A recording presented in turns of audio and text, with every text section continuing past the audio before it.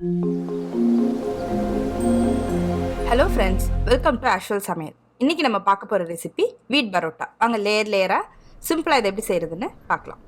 இதுக்கு நான் ஃபஸ்ட்டு ஒரு 3 கப்பு கோதுமை மாவு எடுத்திருக்கேன். இல்லை நான் ஒரு 1.5 ஸ்பூன் உப்பு சேர்த்துக்கிறேன். ஒரு 4 டேபிள் ஸ்பூன் வெஜிடபிள் ஆயில் சேர்த்துக்கிறேன். பரோட்டாவே கொஞ்சம் எண்ணெய் நிறையா தேவைப்படும். நான் ஃபஸ்ட்டு சேர்த்து ஒரு 4 டேபிள் ஸ்பூன் எண்ணெய் சேர்த்துக்கிறேன். சேர்த்து ஃபஸ்ட்டு இதை நல்லா கிளறி விட்டுருங்க. அதுக்கப்புறம் நம்ம தேவையான அளவு தண்ணி கொஞ்சம் கொஞ்சமாக தண்ணி விட்டு மாவை நம்ம பிசைஞ்சிக்க போகிறோம். இது நான் ரொம்ப சில்லுன்னெலாம் தண்ணி எடுக்கலை, ஓரளவு வார்ம் வாட்டர் எடுத்திருக்கேன். பாருங்கள், இந்த பதத்துக்கு மாவை பிசைஞ்சிக்கணும். கொஞ்சம் சாஃப்டாக தான் இருக்கணும் மாவு. பார்த்தீங்களா, இந்த பதத்துக்கு பிசைஞ்சிக்கணும். இப்போ இதில் நான் இன்னொரு டேபிள் ஸ்பூன் எண்ணெய் விட்டு, ஏன்னா மாவு ட்ரை ஆகாமல் இருக்கிறதுக்காக அப்படியே சும்மா பரட்டி வச்சிடணும். மாவை ஃபஸ்ட்டு நல்லா ஊற விட்டுறணும். பாருங்கள், நல்லா கோட் ஆகிடுச்சு. ஒரு 1 மணி நேரம் இதை அப்படியே ஊற விட்டுருங்க. பாருங்கள், 1 hour ஆகிடுச்சு. இப்போ மாவு பாருங்கள் இன்னும் நல்லா சாஃப்டாக இருக்கும். பாருங்கள், நல்லா சாஃப்டாக இருக்குது. இப்போ நான் இதை ரோல் பண்ண ஆரம்பிக்க வேண்டியது தான். பாருங்கள், நான் கொஞ்சம் இதில் வந்து மேல் மாவு ரொம்ப கம்மியாக யூஸ் பண்ணணும்.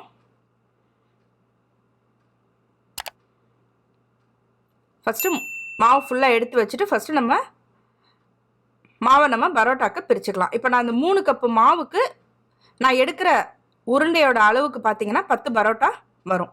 ஏன்னா இது சப்பாத்தி மாதிரி கிடையாது. பரோட்டா அப்படிங்கும் போது கொஞ்சம் உருண்டை கொஞ்சம் பெரிய உருண்டையாக இருந்தால் தான் சரியாக இருக்கும். பாருங்கள், இந்த சைஸ் உருண்டை இப்படி நல்லா உருண்டையை பிரித்து எடுத்து வச்சுருங்க. பாருங்கள், 10 உருண்டை கரெக்டாக வந்திருக்கு. 10 பரோட்டா சரியாக வரும். இப்போ நான் மாவு எப்படி திரட்டுறதுன்னு காமிக்கிறேன்.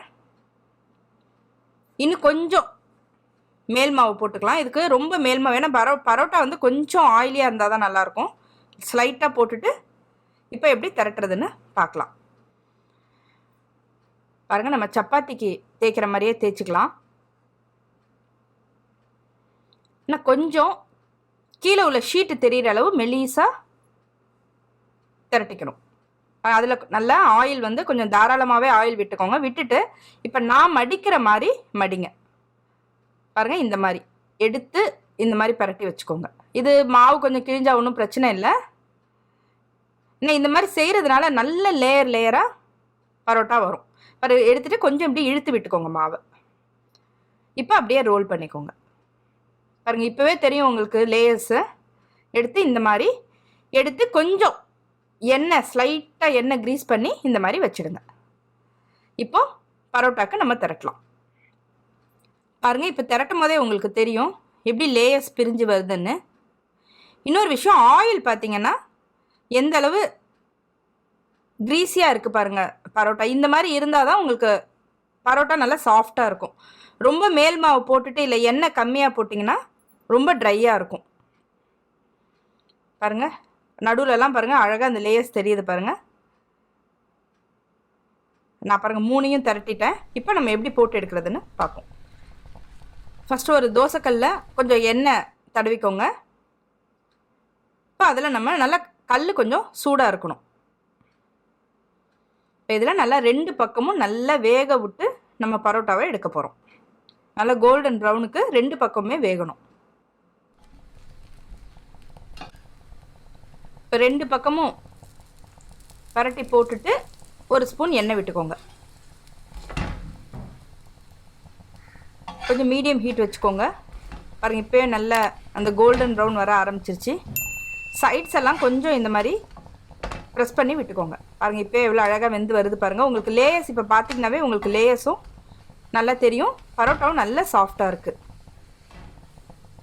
பாருங்கள், 2 பக்கமும் எந்த அளவு வெந்திருக்கு பாருங்கள். இதுதாங்க பதம். இந்த பதத்துக்கு பரோட்டா இருக்கணும். அப்போ தான் பார்க்கவும் அழகாக இருக்கும், சாப்பிட்றதுக்கும் நல்லா வெந்திருக்கும், சாஃப்டாகவும் இருக்கும். அவ்வளோதான், பரோட்டா ரெடி ஆகிடுச்சு. குழந்தைங்கள்லேருந்து பெரியவங்க வரைக்கும் எல்லாருக்குமே பரோட்டானா அவ்வளோ இஷ்டமாக சாப்பிடுவாங்க. இது நம்ம கடைகளில் வாங்குற வர பரோட்டா, மைதா பரோட்டா எவ்வளோ அன்ஹைஜீனிக்குன்னு அன்ஹெல்த்தின்னு நம்ம நியூஸ் பார்க்குறோம். அதனால் இந்த மாதிரி 15 days ஒன்ஸ் இந்த மாதிரி நம்ம வீட்டிலையே ஹெல்த்தியாக பண்ணி கொடுத்தோம்னாக்கா அவங்களும் சாட்டிஸ்ஃபை ஆகிடுவாங்க.